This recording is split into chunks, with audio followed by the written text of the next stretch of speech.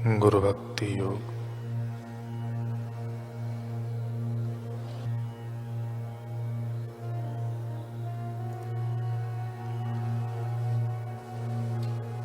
गुरु की सेवा करना माने आत्मोद्धार करना। गुरु की सेवा करना माँ बाप की सेवा करना।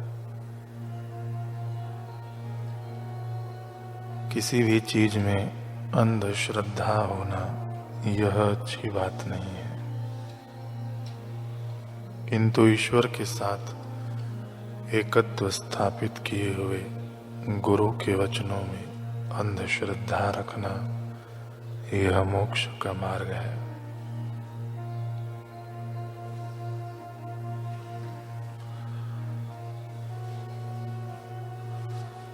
आप कुछ ही समय में एक महान विद्वान बन सकते हैं, किंतु आसानी से सच्चे शिष्य नहीं बन सकते। शिष्य का कर्तव्य है गुरु के पवित्र मुख से जो आज्ञाएं निकलें उनका पालन करना। गुरु के निवास एवं आश्रम के आसपास के स्थान स्वच्छ एवं व्यवस्थित रखो। कभी कभी गुरु अपने शिष्य की कसौटी करें या उसे प्रलोभन में डालें तो शिष्य को गुरु के प्रति अपनी श्रद्धा के द्वारा सामना करना चाहिए।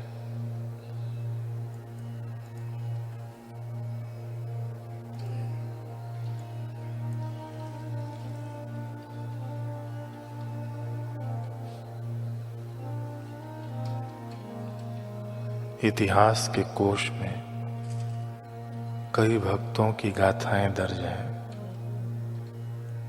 मुरीदी और शागिर्दी के ये ऐसे पुष्प हैं जिनसे आज सदियों बाद भी अनूठी प्रेरणाओं की मीठी सुगंध बहती है।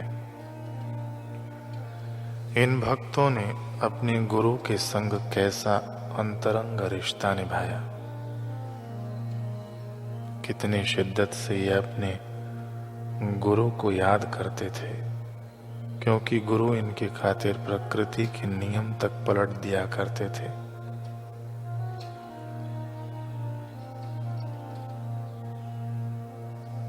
ऐसा ही एक प्रसंग है। जिज्ञासु ने प्रश्न किया कृष्णदास जी महाराज से कि महाराज, आप श्री वल्लभाचार्य जी के अनन्य शिष्य हैं। आपसे जुड़े मुरमुरे प्रसंग के हमने बहुत चर्चे सुने हैं। आग्रह है कि वह दृष्टांत हमसे साझा करें।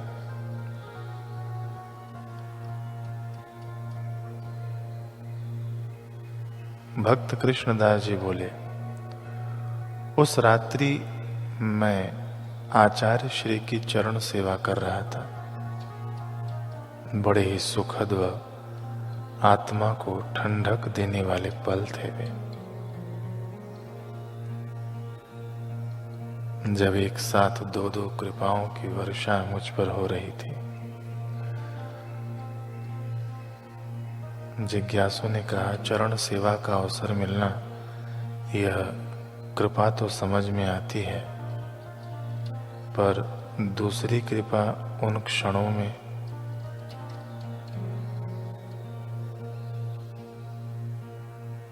कृष्णदास जी बोले, जी वह क्या है ना कि बीच बीच में मैं अपने गुरुदेव के दिव्य दर्शन भी कर रहा था। सच कहूं तो पूरी रात में बस एक दो बार उनके चेहरे से नजरें हटाई होंगी। वह भी तब जब गुरुदेव ने करवट ली और मुझे लगा कि वे कहीं अचानक नेत्र न खोल लें। सो मेरी तो मौज ही मौज थी, क्योंकि हाथ चरण सेवा में लीन थे और नयन दर्शन सुख लूटने में। जिज्ञासु ने कहा, वाह क्या बात है। खैर, आप उस रात्रि के विषय में कुछ खास बताने वाले थे। भक्त ने कहा, हाँ, उस समय गुरुदेव ने नेत्र मूंदे हुए थे। मैं अपनी सेवा पूरी भावना से कर रहा था। अचानक आचार्य थोड़ा सा हिले, करवट ली, अपना दाहिना हाथ माथे पर रखा और पुनः स्थिर हो गए। किंतु इधर मैं एकाएक अपनी स्थिरता खो बैठा, बेचैन हो गया।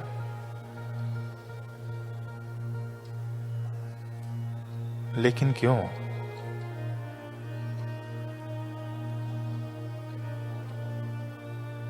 क्योंकि आचार्य ने एकदम से कुछ कह जो दिया था।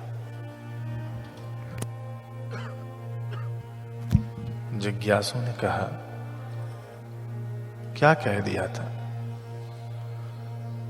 आपने तो अभी बताया कि आचार्य ने बस करवट ही बदली थी। क्या नेत्र मुंदे मुंदे मुख से भी कुछ कहा था उन्होंने? कृष्णदास जी बोले कि मुख से नहीं कहा था, अपने मन में कहा था।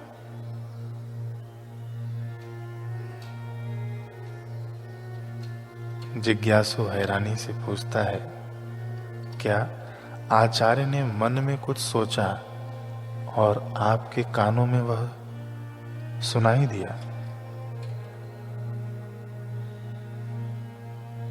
कानों से नहीं, मन ही से ग्रहण किया था मैंने अपने गुरुदेव की बात को। अद्भुत। जिज्ञासु ने कहा, अद्भुत। यह तो सुना था कि गुरु अपने शिष्यों के मन की बात सुन लिया करते हैं, लेकिन क्या शिष्य भी ऐसा अपने गुरु के संबंध में कर सकता है? कृष्णदास जी बोले, क्यों नहीं कर सकता? गुरुदेव स्वयं ही तो अपने शिष्यों को यह युक्ति देते हैं। तो कौन सी युक्ति महाराज? मेरा इशारा ज्ञान के माध्यम से अंतरपट खुल जाने की ओर है। फिर ध्यान द्वारा अपने आराध्य से एकमिक हो जाना, अपने मन के तार उनके मन से जोड़ लेना, बस यही युक्ति है। यदि हमारी साधना दृढ़ है, यदि चलते फिरते उठते बैठते हम अपने गुरुदेव का स्मरण करते हैं, तो फिर गुरुदेव और हमारे बीच कोई पर्दा नहीं रहता। जिज्ञासु ने पूछा, सच में गुरु भक्ति की दुनिया बड़ी निराली है महाराज? कृष्णदास जी बोले, निस्संदेह निराली है।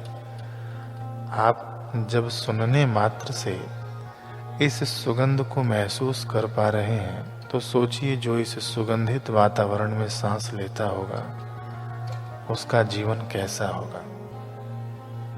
बिल्कुल महाराज। अच्छा महाराज, हमारा मुरमुरा प्रसंग फिर से अधूरा छूट गया, आगे भी बताइए।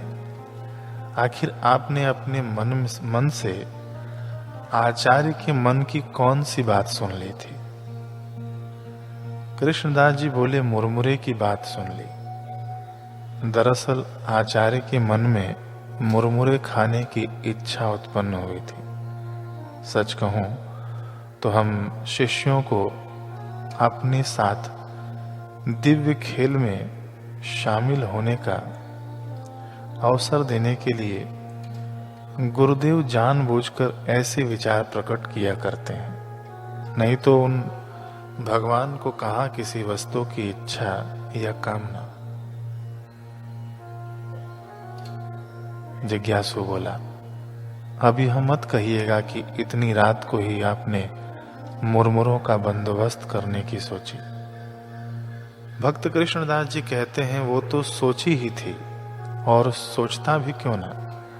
जहां अपने प्राणाधार की इच्छा पूरी करने की बात हो, उनकी प्रसन्न मुद्रा की झलक मिल जाने का अवसर हो, तो रात का कोई वजूद रह सकता है क्या? दरअसल मुरमुरों के लिए तो ताजे दाने चाहिए थे।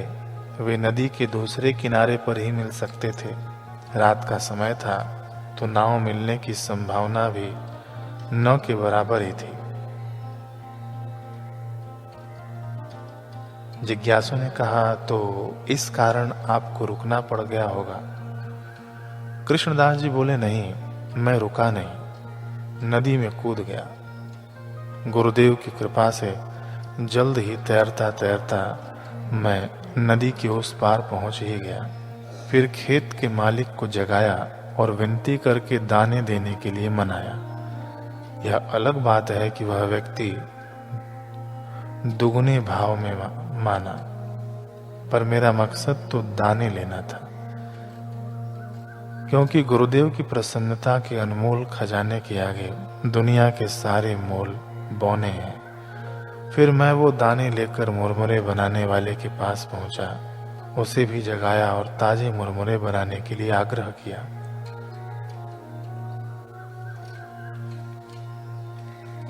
जिज्ञासु बोला, चलिए महाराज, ताजे मुरमुरे बनकर तैयार हो गए, अब आगे बताइए।